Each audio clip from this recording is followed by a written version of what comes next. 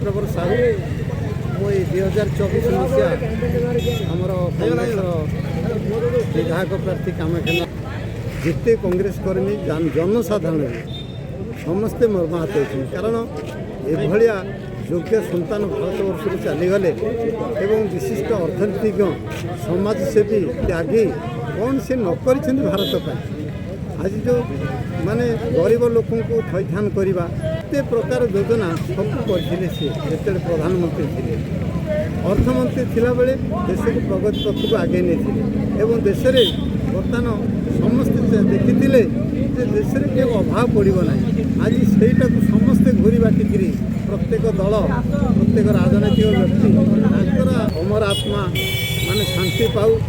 एवं से स्वर्गपुर में बास करंतु समाज सेवा करी